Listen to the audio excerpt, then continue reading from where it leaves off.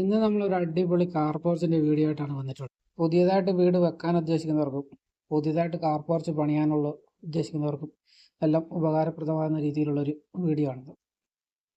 പണ്ട് കാലത്ത് എല്ലാവരും തന്നെ വീടിനോട് ചേർന്ന് തന്നെ കാർ പോർച്ച് പണിയായിരുന്നു.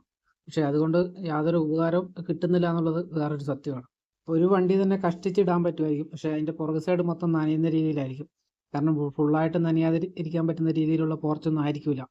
അതിന് വേണ്ടിയിട്ട് ഒരു കാർ പോർച്ചിന് വേണ്ടി നല്ല പൈസ മുടക്കിയിട്ടും ഉണ്ടാവും. ഇപ്പം പിന്നെ പൊതുവെ ആളുകൾ വീടിനോട് ചേർന്ന് കാർ പോർച്ച് പണിയുന്നില്ല. വീടിൻ്റെ അളവിൽ നിന്ന് കുറഞ്ഞു കിട്ടും എന്നൊക്കെ ഉള്ള ഒരു ഉപകാരങ്ങളും കൂടി ഇതിൻ്റെ കൂടിയുണ്ട്.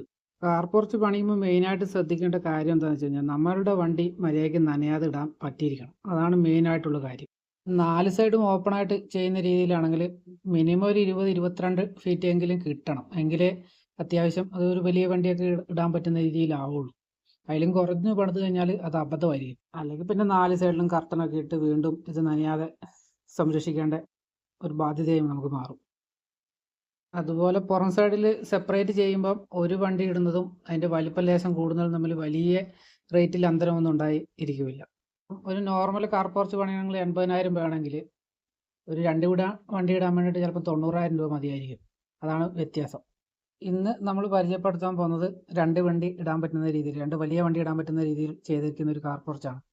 അപ്പോൾ നിലവിൽ ഇതിന് 85,000 രൂപ ചിലവ് വന്നതാണ്. നിലവിലെ കണ്ടീഷനിൽ 85,000 രൂപ ചിലവ് വന്ന കാർ പോർച്ചാണിത്.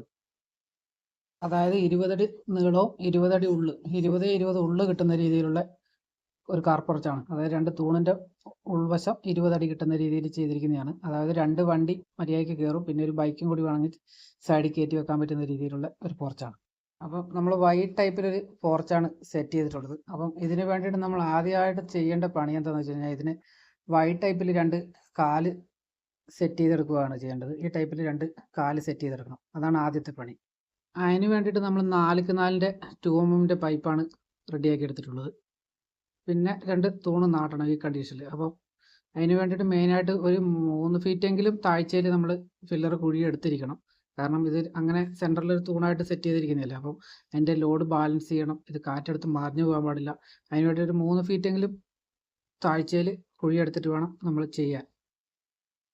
അതുപോലെ തന്നെ ഉറപ്പ് കുറഞ്ഞുള്ള സ്ഥലത്ത് നമ്മൾ കുറച്ചും കൂടിയൊക്കെ താഴ്ചയിൽ കുഴി എടുക്കേണ്ടി വരും. ഇവിടെയൊക്കെ നല്ല ഉറപ്പുള്ള സ്ഥലമാണ്, അതുകൊണ്ടാണ് ഇത് 3 ഫീറ്റായിട്ട് എടുത്തിട്ടുള്ളത്.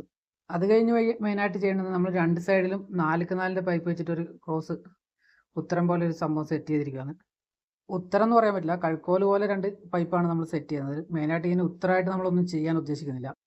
പിന്നെ ആ 2 കഴുക്കോല് പോലെ ഇരിക്കുന്ന പൈപ്പിലോട്ട് നമ്മൾ പട്ടികയായിട്ട് 4x2 പൈപ്പ് ഡയറക്റ്റ് വെൽഡ് ചെയ്യുകയാണ് ചെയ്യുന്നത്.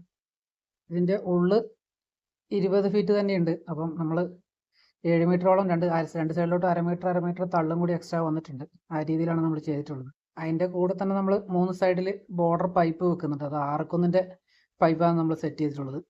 ബാക്ക് സൈഡിൽ പിന്നെ പാത്തിയാണ് നമ്മൾ സെറ്റ് ചെയ്തിട്ടുള്ളത്. അപ്പം നമ്മുടെ സ്ട്രക്ചർ വർക്ക് ഏകദേശം കംപ്ലീറ്റ് ആയിട്ടുണ്ട്. പിന്നെ ഇനി മെയിനായിട്ട് ചെയ്യേണ്ടത് ഇതിന് പ്രൈമർ അടിക്കണം, പെയിൻറ്റ് അടിക്കണം.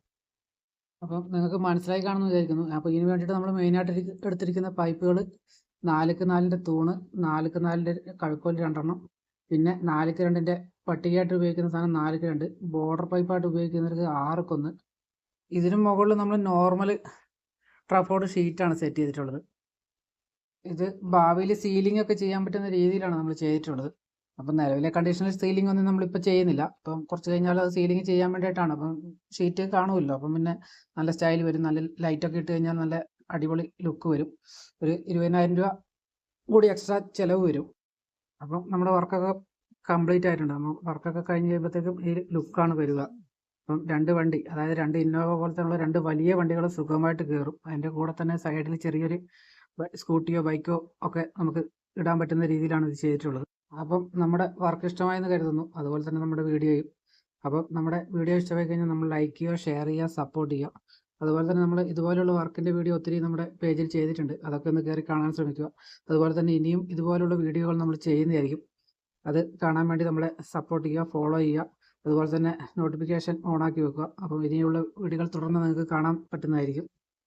അതുപോലെ തന്നെ ഈ വർക്കിനെ കുറിച്ചുള്ള വലിയ അഭിപ്രായങ്ങൾ നിങ്ങൾ രേഖപ്പെടുത്തുക.